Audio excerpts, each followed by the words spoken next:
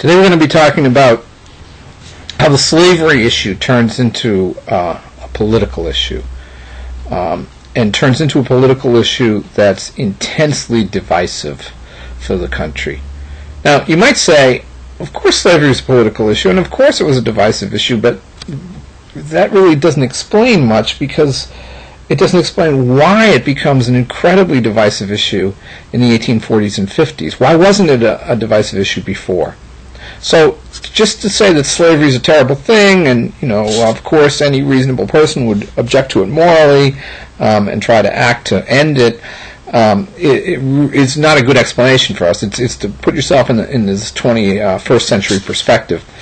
So, what we're going to be doing is building off this lecture on abolitionism, and how by the end of the debate about the gag rule, Congress has gotten to the point where it's debated the slavery question, and it's a kind of proxy question about the gag rule, about slavery in the District of Columbia. But it turns into an intensely divisive political issue after the Mexican War, and that's because the Mexican War puts more at stake. In the Mexican War, and we'll talk about the expansion in the 1840s, at the end of the Mexican War, the United States has expanded to a transcontinental nation, and it's about a third bigger than it had been in 1844. An enormous territorial expansion, and it's a question of what to do with these new territories, and whether slavery should be allowed in these new territories, that turns into this thorny issue that the country just can't settle. And that's going to lead us to civil war. So we're set up for this lecture today because we've talked about slavery, we've talked about reform, we've talked about the gag rule, and now we're ready to talk about party politics. We've talked about party politics too. We're ready to talk about how all these things fit together to form this issue that just tears the country apart in the 1850s. So we're going to look at slavery in the context of expansion. That's really the final context we need to explain the Civil War. And we'll first look at the Missouri question, which was actually many years before, in the 1820. And then we'll look at expansion, how the United States is expansionistic in the 1840s in the Polk administration. The country acquires Texas, the Oregon territories, and then all the lands taken from Mexico at the end of the Mexican War. Question of manifest destiny, which is the sense that the United States is destined to be a transcontinental nation. Huge confidence in that idea in 19th century America, mid-19th century America. Then we're going to look at the Mexican War very briefly, and more importantly, for our purposes today, the results of the war with Mexico, which are these vast territorial acquisitions. And then we will look at slavery and politics directly as the debate begins about what to do with these new territories. And then we'll end with the election of 1848. So a lot of ground to cover today. Themes. The 1840s is a decade of rapid expansion. I've just been talking about that. Aggressively expansionistic politics were very popular with voters. And that is absolutely true. That American people believed in manifest destiny, they believed in expansion, and they liked expansionistic politics. 2, the successive expansion raised a highly divisive issue. No one anticipated whether slavery should be allowed in the new territories acquired by the United States. And it's true that no one had anticipated that the combination of expansion and slavery was an incredibly volatile combination, and nobody anticipated that. Nobody thought about that, except maybe a few of the abolitionists. Americans tended to think of expansion as a separate issue from slavery, and when they combined, no one really was ready for that, and terrible things resulted. All right, Missouri question. Talked about the Missouri question a little bit earlier in the semester when we talked about Thomas Jefferson. Jefferson's responsible for the Louisiana Purchase. It occurs in his first term. And the Louisiana Purchase roughly doubles the size of the United States in 1803. It's a hugely significant thing in American history. And Missouri is one of the first states west of the Mississippi to apply for membership in the Union. Louisiana beat it to the punch. Louisiana was a bit of an exception because New Orleans is a pre-existing city when the United States acquires the Louisiana Territory. Anyway, let's leave Louisiana behind and talk about Missouri. Missouri applies for admission as a slave state in 1821. You can grow cotton in Missouri. Missouri also borders the Arkansas Territory, which is slave territory, and right there at the southeast corner you can see it borders Kentucky and Tennessee. It's divided by them by the river. So it's not terribly surprising that it applies for admission as a slave state in 1819, but Missouri causes problems. The problem is, look at that long border with Illinois. And Illinois is a free state. Missouri feels like it's north of a kind of invisible line of slavery. On the one hand, the Ohio River forms a northern border for slavery, and it's assumed by many people that the northern edge of the Arkansas Territory is going to form another border with slavery. The expansion of Missouri also kind of brings to the forefront pre-existing uneasiness in the North about slavery. There was this kind of implicit hope that slavery would not expand, that slavery was going to be contained in the South as it's defined as of 1819.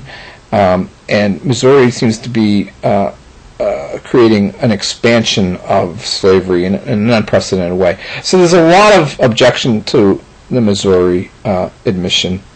But the crisis blows over in 1820 when two things happen. One is the admission of Maine as a free state balances the admission of Missouri. Up until the admission of Missouri, free and slave states entering the Union had always balanced one another. The balance of slave and free in the Senate hadn't been upset, and taking Maine, which had been part of Massachusetts, and turning it into a separate state balances the admission of Missouri. So that issue of the balance between slave and free is maintained for a while.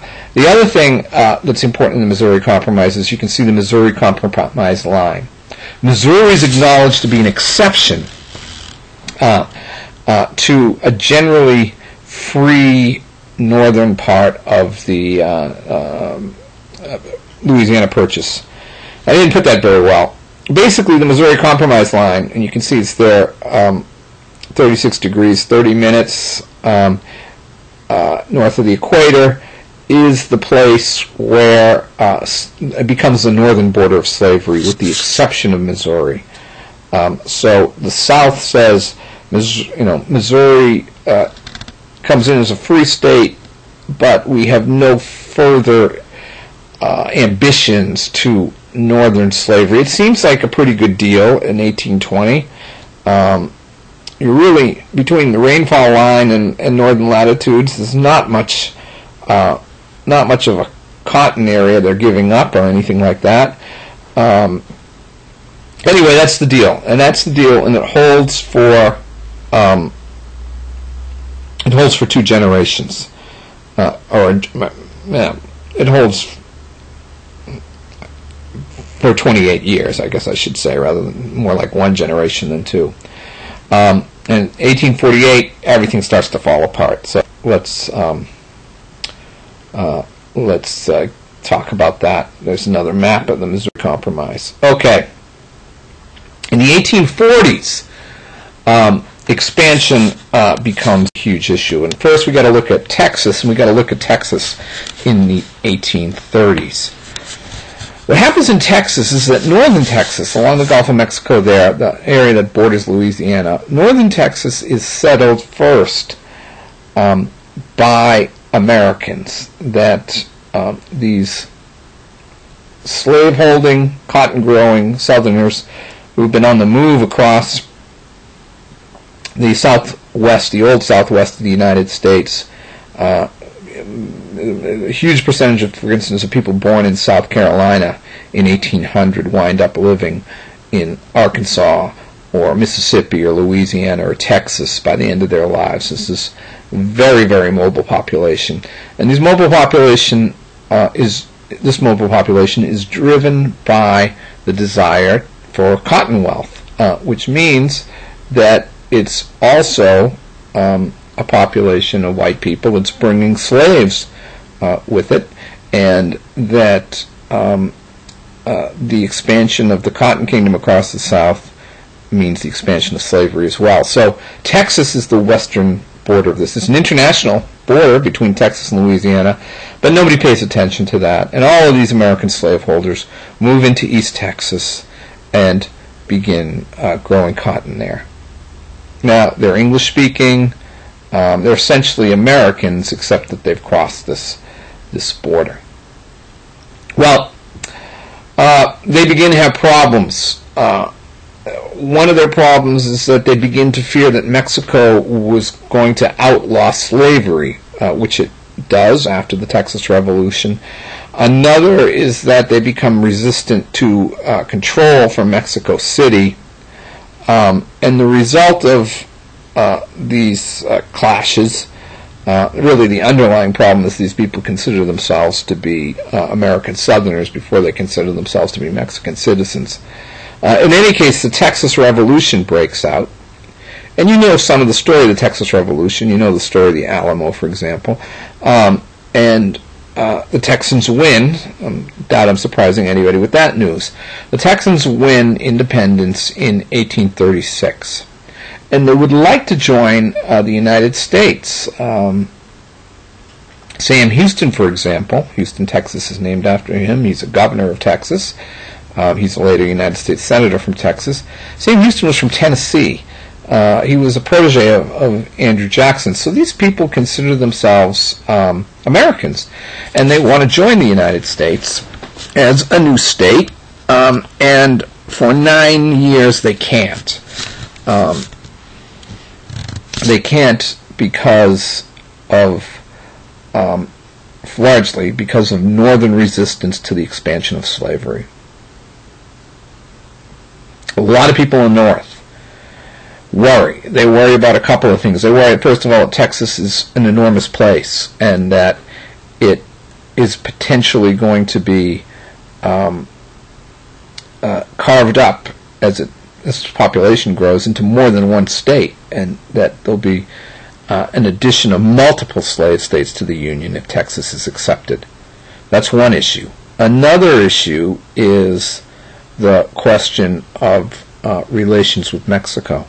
Texas and Mexico have a dispute. They have a border dispute. Texas claims everything in green on this map is Texas. That is, everything north and east of the Rio Grande is Texas. Mexico claims that Texas is much more restrictive. It's the area in orange there.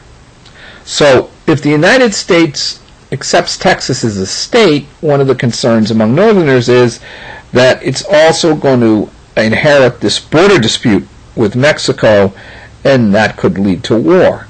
So there are some pretty serious objections to the admission of Texas, and that's why it takes as long as it does for Texas to be admitted. We're going to leave Texas behind.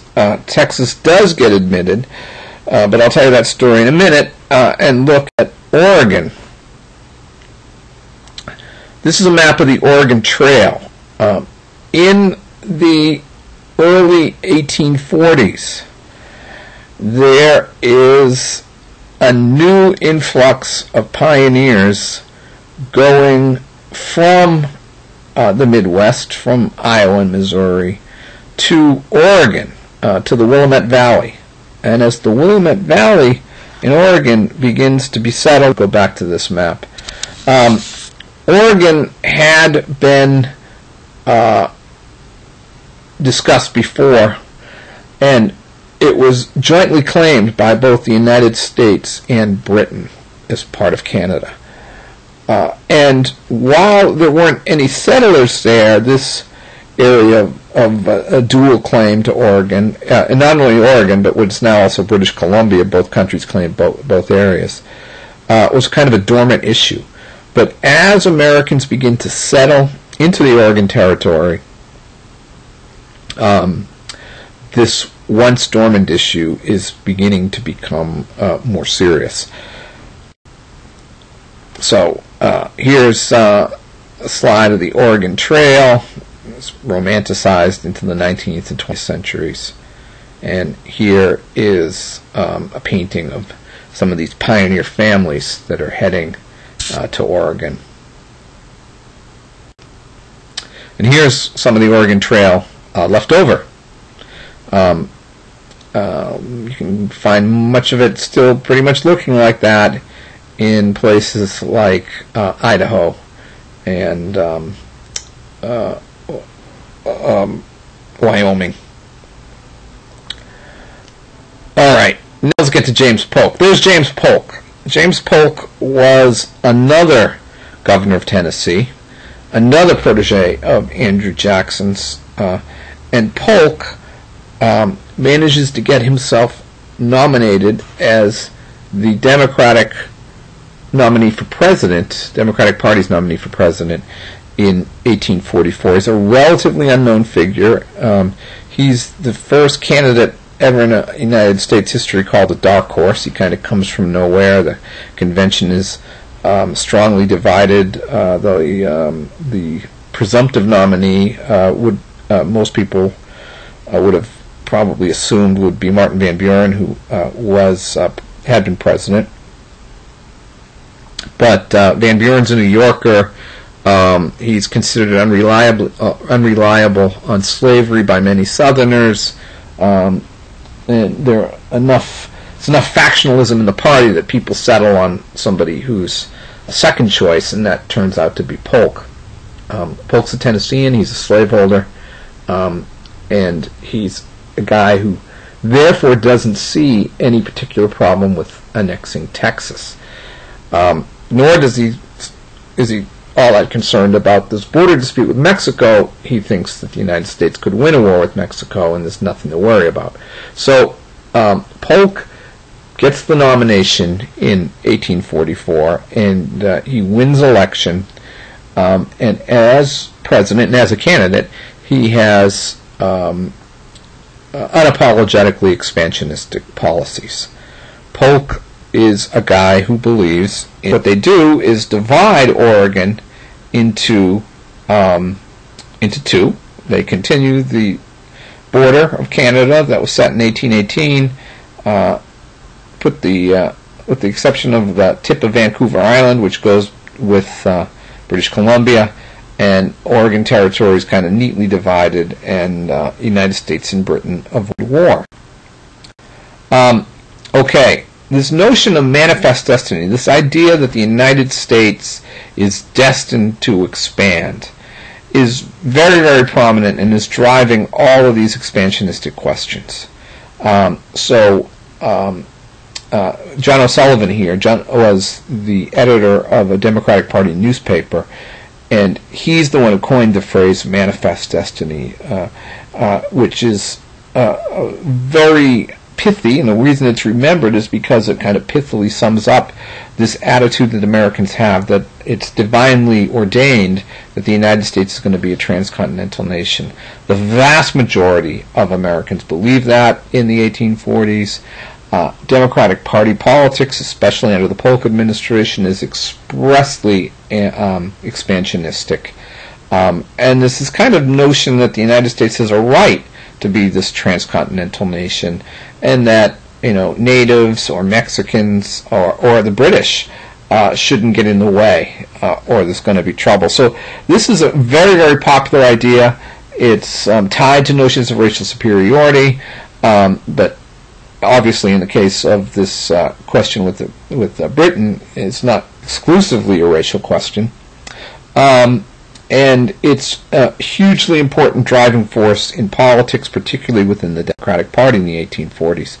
So this slide is just kind of summation of that attitude. Westward the course of empire takes its way. You see that phrase all over the place. And here we have some pioneers, cresting the Rocky Mountains and seeing the glories of the Pacific West before them. This notion of the hardy pioneers who are going to conquer a continent. It's very, very much present in mid-19th century America. Okay, so here's Texas again. Texas is admitted in 1845, that is when the Polk administration comes into office. As soon as Congress meets, they admit Texas with the blessing of the president. That's 1845. In 1846, they strike this deal with Britain and divide the Oregon Territory in two. And already, even before the war with Mexico, the United States and the Polk administration has gained enormous territories. Polk isn't done yet, though. Now, I told you about how he was saber-rattling with Britain while actually intending to negotiate with them. He's doing the opposite with Mexico. With Mexico, he's pretending to negotiate, but actually planning for war. So they send this delegation to Mexico, and they talk about these border disputes and talk about purchasing land from Mexico. But they manage quite deliberately to insult the Mexicans, and these negotiations don't go anywhere. In the meanwhile, the Polk administration takes an aggressive stance regarding this border dispute, this area that's marked with the diagonal lines on the left here. The Polk administration refuses to negotiate about the southern border of Texas, for instance, whether it's the Nueces River. They insist that it's the Rio Grande. And what they do is precipitate war with Mexico quite deliberately. President Polk sends Colonel Zachary Taylor of the U.S. Cavalry to Texas, and then gives Taylor orders to proceed to the northern border of the the northern bank of the Rio Grande River. So the American Army, in other words, moves south from Nueces River to the northern border of the Rio Grande. Now, they do this without negotiating or even telling the Mexicans first that they're going to do this. And the Mexicans perceive this movement as an invasion of Mexico. The American position is that we're just establishing the border. We're going to the southernmost point in our country, and then we're going to stop at the border, and this is a legit border. The Mexican position, and the Mexicans have a lot of good reasons to feel this way, is that the United States is invading and sending soldiers to possess Mexican territory. So obviously it's a very, very aggressive move on the part of Polk. And the result is that Taylor gets attacked as he's on the northern border of the Rio Grande. And the United States' position is American soldiers were attacked within American territory. This is unprovoked, and it's an act of war on the part of the Mexicans, and so forth and so on. And the Polk administration uses the opportunity to quickly declare war in May of 1846. Now, the Mexican War, as you can see from this map, goes very, very well for the United States. General Winfield Scott, you can see, hopscotches down the eastern Mexican coast to Veracruz, and then has a brief overland campaign and manages to capture Mexico City. It's a brilliant series of victories on the part of Scott. Zachary Taylor also has considerable successes fighting in Mexico, captures Monterrey, wins the Battle of Buena Vista. And then finally there's another American expedition to Los Angeles and California is quickly taken by the Americans as well. So the result of the Mexican War is all of the area on this map marked with lines. All of the Texas claim goes to the Americans after the war. And in addition, this area called the Mexican Cession, which is virtually the entire American Southwest, including the incredibly wealthy and productive state of California, all of this area is won with the Mexican War. There's General Winfield Scott triumphantly entering Mexico City after not as the war's being won, I should say, not after the war. Here is some Staffordshire ware commemorating General Taylor's victory. Taylor becomes a big war hero after the war, becomes president of the United States. Scott is the other great war hero that comes out of Mexico, and he runs for president. He loses after Taylor's death. So both of these guys become national figures as a result of this victory. And then virtually all the famous generals of the the Civil War were junior officers in Mexico. Robert E. Lee and Ulysses Grant knew each other slightly in Mexico, and they discussed that at the end of the Civil War. So here's another map of all of this lands acquired from Mexico in 1848, both Texas, at least West Texas, and all this vast area of land in this purpley color here. Just huge territories acquired during the Polk administration. So here we have a really good map that tells us just how vast the acquisitions are during the Polk administration. Texas is admitted in 1845, both parts of Texas, East and West Texas, the vast Mexican Cession, and, lest we forget, the Oregon Territory. So everything here in yellow, green, and orange is acquired during the 4 years of the Polk administration. It's his aspirations for territorial expansion are completely realized. The United States becomes a transcontinental nation under the Polk administration. In fact, Polk doesn't run for re-election in part because everything he said that he wanted to attempt, he's accomplished.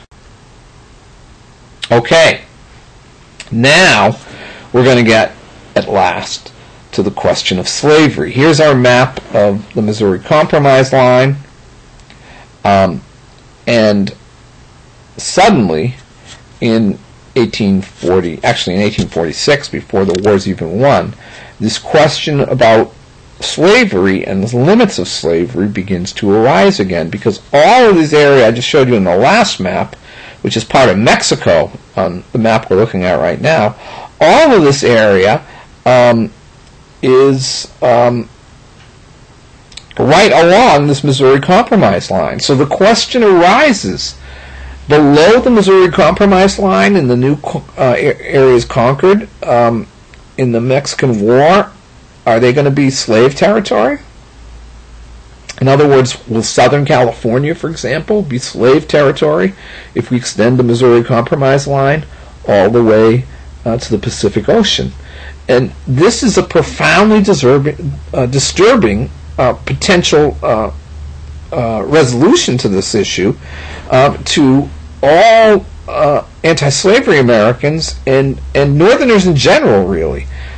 The idea that slavery is going to expand with the expansion of the country is not something that particularly occurred to them, and they're very, very concerned that the Mexican War is going to mean the expansion of slavery, and particularly since this territory, as of 1844, is free territory. Mexico has outlawed slavery, and we, by conquering Mexico, may be bringing slavery into an area that had previously been free. That's something that's profoundly disturbing to anybody who's got any kind of doubts about slavery. So before the Mexican War is even won, this question about whether slavery is going to expand in there is already coming up. And that leads us to go back to this. The Wilmot Proviso does something unprecedented, not quite unprecedented. We're going to go back to this slide. The Wilmot Proviso divides Congress not into Democrat and Whig, the two parties, but into Northerner and Southerner. In other words, in many ways, like the question of the gag rule, people don't divide on this Wilmot Amendment along party lines, they divide along regional lines. Northern Democrats and Northern Whigs both vote for Wilmot. Southern Democrats and Southern Whigs both vote against it. So the Wilmot vote is a kind of signal that there's a fissure in American politics, that the parties, in other words, are dividing along regional lines, and regionalism is more important than party affiliation, at least regarding this question. Now, the gag rule had been a bit of the same thing. The gag rule is something that Northerners increasingly turn against during John Quincy Adams' tenure in Congress, and Southerners increasingly vote for, or not increasingly, continue to vote for. The Wilmot Amendment is more the same in a sense. It's a key vote because it divides Congress into North and South. Here is this political cartoon. You can see from the caption that it depicts Wilmot and William Lloyd Garrison. That's Garrison on the right there. And they are like the witches in Shakespeare's play Macbeth, chanting "Bubble, bubble, toil and trouble." In other words, the Wilmot Amendment and abolitionism between them are horrible witches that are going to, as it says here, the Union spoil and destroy America. So the Wilmot Amendment is controversial immediately. All sorts of reams and reams of editorials about it. This is an anti-Wilmot oration by a Texas congressman, a transcript of it. Very, very controversial. Here's, you can see letters from Georgians to Massachusetts talking about Wilmot as an offense to the South, as a dishonoring the South, as a challenge to Southern manhood even. Wilmot is very, very aggressively resisted and is seen, as you can see here, it's seen as aggressive on the part of the North. Aggressive, revolutionary, subversive of the Constitution. So it's a very, very controversial issue, a hugely hot button issue from the start. And this is what it does to politics. There's David Wilmot at the bottom there, sticking his proviso under the cart of the Whig Party, and you can see that the party is pulling in different directions, and it's being divided by Wilmot, and that is the case that this party is divided, and then additionally, the Democratic Party is similarly divided. Very, very divisive issue.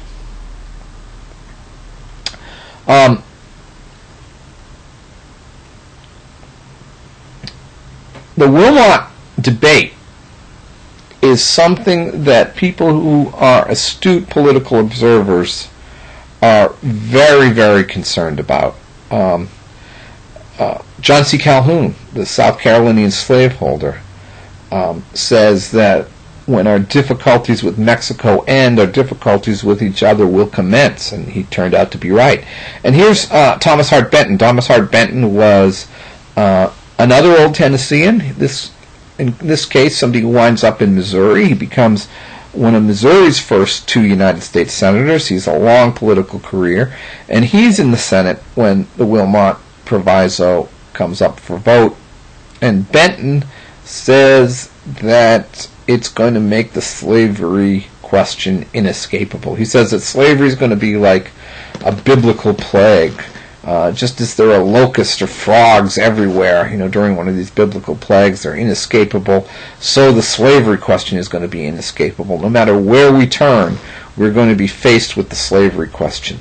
And this also turns out to be an extremely astute observation, because from the Wilmot Proviso's introduction in 1846 on, slavery is an inescapable question in American politics. What shall we do with slavery? Can it expand? Should it expand? Is it an insult to Southerners if it's not allowed to expand? Does it make Southerners second-class citizens if they cannot bring their slaves into territories conquered by the United States? Southerners say it would, and that they have an absolute right to bring their property in the form of human beings with them to new territories, just as they have an absolute right as Americans to bring any kind of private property with them, and that slaves are therefore no different from any other kind of property. And legally speaking, there's no distinction to be made. Well, they believe that firmly, and furthermore, they believe that if Southerners are prevented from bringing their slave property with them, that makes Southerners a kind of second-class citizen and in danger of being oppressed themselves. So feelings about this run very, very high, and they don't stop. The people don't calm down. Things just get worse between 1846 and 1860. Well, what happens to the Wilmot Amendment? The Wilmot Amendment passes. It passes the Congress on a regional vote. Northern areas have more population than southern areas, so their representation in the House of Representatives is bigger. So it passes the House of Representatives on an entirely regional vote, or almost entirely regional vote. And then it goes to the Senate, where it dies. The Senate is still divided half Southerner and half Northern. It can't get by the Senate, and additionally, the rules of the Senate as such make it easier for small groups of senators to block legislation, which Southern senators are perfectly willing to do with Wilmot, and so it's dead on arrival in the Senate. Wilmot, in other words, doesn't change U.S. policy, but what it does is ignite this debate, and this debate, as Senator Benton rightly observes, is like a biblical plague. It's everywhere. You can't escape it. No matter where you go, you're staring you straight in the face, and it's going to continue to be a problem through the Civil War. Okay, the Mexican War isn't even won yet. It's kind of a theoretical discussion about territory that's yet to be conquered. But the war is won, and in 1848 the peace treaty is signed, and these vast new areas officially become part of the United States. Well, 1848, as it turns out, is a presidential election year, and the question of what to do with these new territories and whether slavery is going to be allowed into them is the question of the election of 1848. So let's look at the election of 1848. The Democrats nominate Lewis Cass. Lewis Cass was governor of Michigan. You can see he's from New Hampshire. And Cass comes up with a very, very interesting and I think politically very astute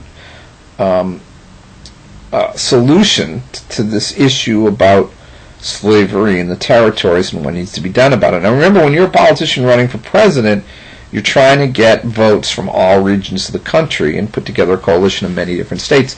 And Cass represented a party that was a national party. There are Democrats in New Hampshire, there are Democrats in Alabama.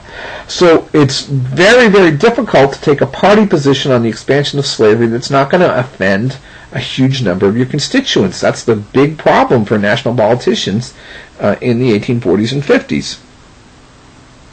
So Cass comes up with this very, very clever solution to this problem. He says that the question of slavery in the territories should not be settled by Congress, but by popular sovereignty. What does he mean by that? He means let the people rule. People be sovereign. In other words, let them vote.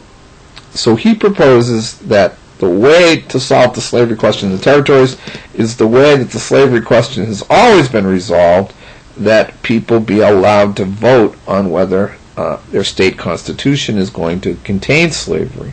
So Cass says all we need to do is do nothing.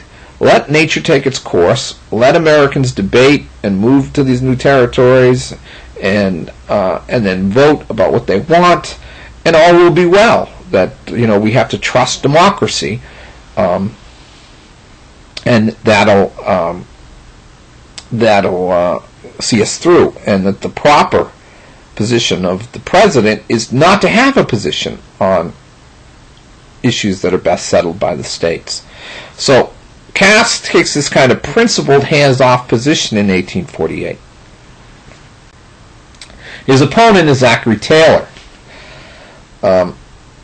And Zachary Taylor, as I've already mentioned, is a war hero from Mexico. He's from the Mexican War. He's never run for office before. He's a lifetime career Army officer. And he's also a Southerner. He's from Louisiana. And he's a slaveholder. He owns a plantation. Well, how do we deal with this in the presidential campaign? Well, in the South, it's pretty simple. You run him as a war hero who's a good Southern man who understands the problems of the South. But how do you run Zachary Taylor in the North, since he's a plantation owner and a slaveholder? Well, the Whig Party solves that problem too. They essentially run a second campaign. Couldn't do it today. They run a different campaign in the North than they run in the South. In the North, they say Zachary Taylor's a war hero, he's a brave American, so forth. That's fine. That's what they've been doing anyway.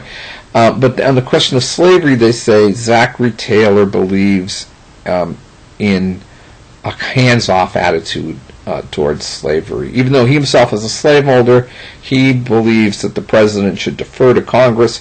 If Congress decides that slavery should not be allowed in the new territories, President Taylor will bow to their wishes. He won't let his own private interests override his patriotic duty as an American. So, in other words, both presidential candidates in 1848, through slightly different ways, take the position that they don't have a position on slavery, that they're going to be hands-off, and this is going to be resolved through other means. Taylor's the war hero, so he manages to be the one who wins. But both parties and both presidential candidacies avoid the issue in 1848. Now, there's one more thing to talk about today, and that is a third party that doesn't avoid the issue. And this third party is the Free Soil Party. Free Soil Party forms in 1848, and it forms in 1848 precisely because of this slavery issue and this question of slavery in the new territories. Free Soil Party has a precursor to the Liberty Party. The Liberty Party is an abolitionist party, and it's a splinter party. It attracts, small, tiny percentage of the vote, well under 5%. Very moralistic, very rooted in the anti-slavery movement, the Second Great Awakening, and all that. And it has very, very limited political appeal. But after the Mexican War and after Wilmot, the Free Soil Party forms, which is a much bigger coalition than the Liberty Party had access to. The Free Soil Party not only has the old Liberty Party abolitionist members, but it also has people from both of the major parties who are are very, very concerned about this question of slavery in the territories, and are drawn by the Wilmot debate into the formation of this new party, the Free Soil Party. So here's the Free Soil banner from 1848. And in it we see some interesting things. For one thing, they run for President Martin Van Buren. Van Buren already had been president as a Democrat. He becomes a Free Soil politician because he's a Northerner. He's a New Yorker. And for vice president, they run Charles Francis Adams. Well, these guys, doesn't necessarily mean anything to modernize, but to voters in 1848, this is a startling combination. This would be running like running Hillary Clinton and Newt Gingrich on the same ticket. Martin Van Buren was the protege, another protege, of Andrew Jackson. He was Andrew Jackson's vice president. He's one of the people who invented the Democratic Party. He's as democratic as you can get. And he'd been president as a Democrat. Charles Francis Adams, on the other hand, was the son of John Quincy Adams. He was, in other words, the son of the man that Andrew Jackson had defeated. And you couldn't find anybody who was a harder core Whig than Charles Francis Adams. So we have the startling combination of the most Democratic of the Democrats and the most Whiggish of the Whigs joining together as the ticket of this new party. And the point was to show how important this question of slavery in the territories truly was. Okay, the other thing about the Free Soilers was their belief in free soil, and we got to talk about what that means. You can see at the top there, we got the Free Soil slogan: free soil, free labor, free speech. Now, the Free Soilers believed that all of these things were necessary for liberty. There's the Temple of Liberty right under the American Eagle there. In other words, to have free men, you needed to have free soil, free labor, and free speech. What's free soil? Free soil is territory free of slavery. What's free labor? Free labor is the labor of free men, paid labor, in other words, the Free Soilers argue cannot compete with slavery, that slavery will drive, slave labor, they say, will drive out free labor. You can't undercut the price of slave labor, so free laboring men have to leave or be driven out of business by slave labor. And finally, free speech is necessary for freedom. And one of the purposes of free speech is to explain the superiority of free labor. You need all of these things to have a truly free citizenry. And then at the bottom of the image here, we see yet another farmer plowing in his field. We've seen that image now a couple of times in this course. And in this case, it's another reminder of the old American idea of the Minuteman, the idea that the farmer is the best citizen, the farmer is the most avid defender of freedom. And in this case, there's the further reminder that the small farmer is a product of free soil, and that to save this man, we have to stop the expansion of slavery. So the Free Soil Party is founded in 1848, and it's very much committed to this idea that the expansion of slavery has to stop. Another way to think of it is that it's a Wilmot party, and it is a third party in 1848, but a very, very influential one that is going to have a lot to say over the next decade or so. And it also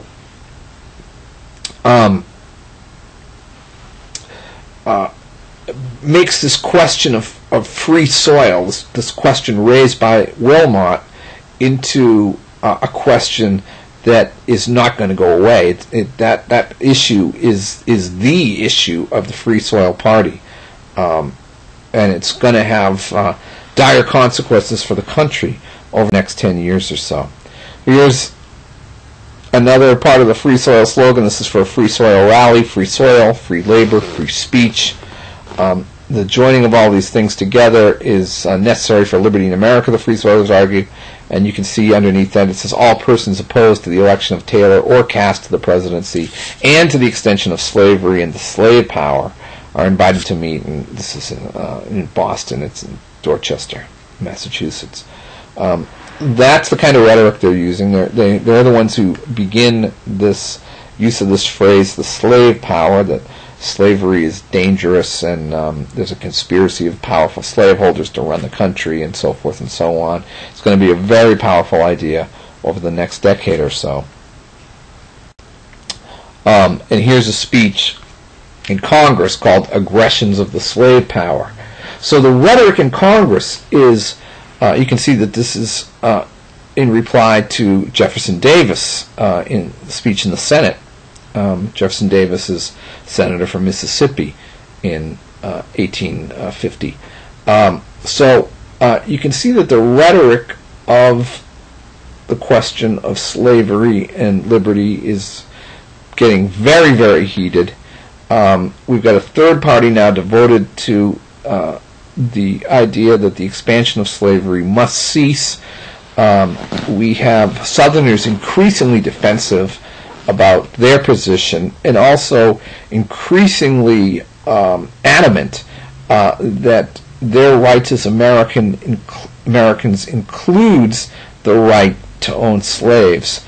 So there's this kind of unstoppable force and immovable object that are about to clash, and they indeed begin clashing in 1846, and they don't stop until the Civil War ends. Here is Abraham Lincoln. You can see here that Abraham Lincoln was a congressman in 1846.